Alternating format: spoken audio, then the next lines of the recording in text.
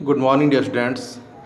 Today we have to start a second part of history in class 8th, chapter 9, Struggle for Freedom, 1916 to 1947. Previous video में आपको home rule के object it is founded by Mrs Annie Besant, Lucknow pact 1916 में ये सारा समझा दिया था मैंने। आज मैं डिस्कस करूँगा गांधीयन इरा पर। गांधीयन इरा का मतलब होता है आपका गांधी युग।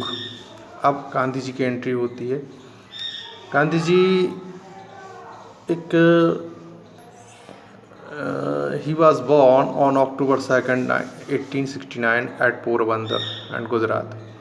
और ये इनके जो फादर थे मोहनदास, ये he was a great businessman. ये बिजनेसमैन थे, घर से कोई परेशानी भी नहीं थी। बट इन्होंने फील किया नेशनलिस्ट बनने का, एक अपने देश को आज़ाद कराने का इनके अंदर एक आग लगी। इनकी शुरुआत कहाँ से हुई ये स्टोरी मैं आपको बता रहा हूँ। ये साउथ अफ्रीका जब गए ये लॉ की डिग्री लेने के लिए, Gandhi ji went to England to study law.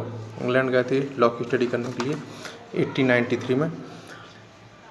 इसके बाद ये साउथ अफ्रीका गए प्रैक्टिस करने के लिए। साउथ अफ्रीका प्रैक्टिस करने के लिए गए थे।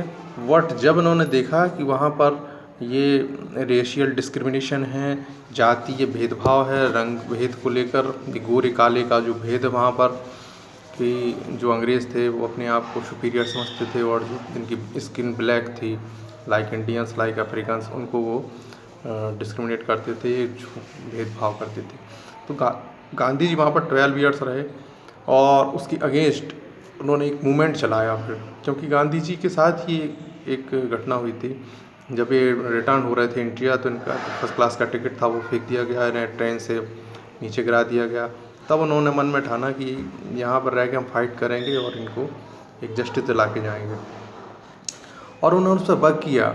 और after 12 years fighting racial discrimination against native Indians, और उसमें विजयी हुए, फाइट हुए, तब उनका हौसला बढ़ गया।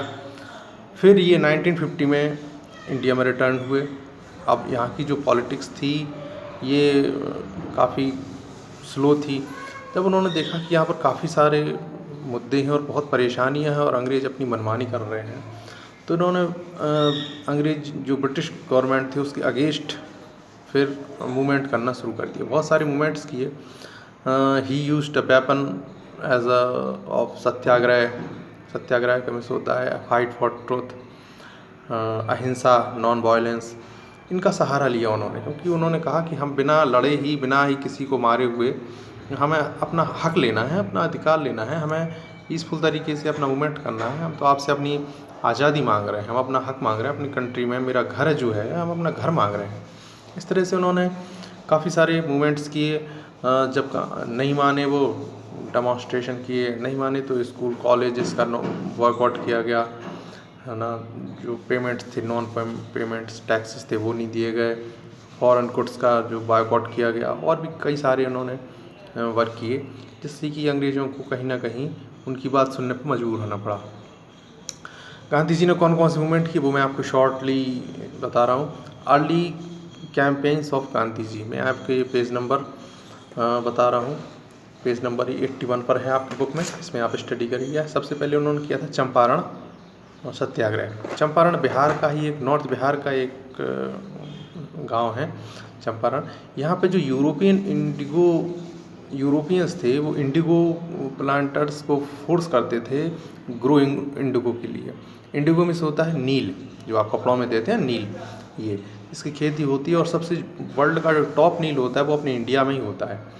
तो इंडियंस के लिए वो फोर्स करते थे कि आप कुछ उगाओ, चाहे नहीं अपने खाने के लिए, चाहे भूखों मरो चाहे कुछ मरो, लेकिन मेरे लिए अपनी खेती में नील ज़रूर उगाओ। ये ज़बरदस्ती करते थे। इससे क्या होते थे, बहुत से लोग स्लेब में भूखों मर जाते थे, ठीक है ना, क्योंकि वो अपनी फसल ही नहीं उगा पाते थे। और जो उसका फसल का जो इंडिगो उगाने के बाद भी अगर मान लो कुछ उन्हें मिलता था, तो वो इतना मिलता था कि उनका साल भर का क्या, 4 महीने का खर्च नहीं चलता था उससे। तो इस तरह से उनका बहुत ज़्यादा शोषण किया जा रहा था। जब गांधी जी ने देखा तो गांधी जी ने इसके अगेंस्ट, ब्रिटिश गवर्नमेंट के अगेंस्ट आवाज़ उठाई।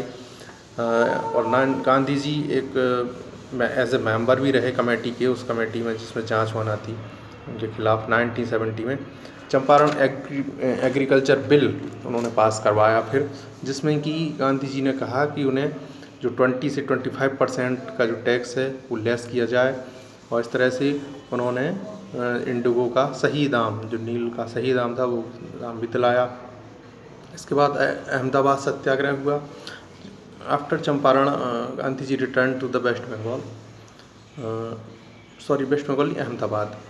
और ये किसके लिए आए थे? ये आए थे आपके जो टेक्सटाइल मिल्स थी, सबसे ज़्यादा टेक्सटाइल यानी कपड़ों की मिलें हैं वो अहमदाबाद में हैं। तो जो वर्कर्स थे, मिल के मालिक थे, उनको कम पेमेंट देते थे, ज़्यादा काम कराते थे। तो इस तरह से गांधी जी ने उनके लिए गांधी जी ने कहा कि भाई 35 पे उन्होंने परसेंट पे, क्योंकि जो मिल ऑनर्स थे वो कह रहे थे कि हम 20% ज़्यादा उनकी सैलरी बढ़ाएंगे, और जो वर्कर्स थे वो कह रहे थे कि नहीं, हमें 50% चाहिए। तो गांधी जी ने बीच का रास्ता निकालते हुए 35% का उन्होंने मान लिया, 35% आपको सैलरी में मिल के बढ़े। जब लोग नहीं माने तो गांधी जी ने स्ट्राइक कर दी, हंगर स्ट्राइक कर दी, भूख हड़ताल कर दी, जिससे कि ये दोनों मिल वर्कर्स और मिल ऑनर्स ये दोनों उस पर मान गए, और उन्होंने गांधी जी की बात को मानते हुए 35%, तो ये भी एक विजय हुई उनकी। इस तरह से गांधी जी का जो इंडिया में जो पॉपुलरिटी थी वो धीरे धीरे बढ़ती गई। आगे मैं आपको खेड़ा सत्याग्रह, रॉलेट एक्ट, जलियांवाला बाग, खिलाफत मूवमेंट, आगे बहुत सारे पॉइंट्स हैं, ये बताऊँगा। इसकी आप स्टडी करें, और जो आपको नहीं आया वो आप ऑनलाइन क्लास में पूछें।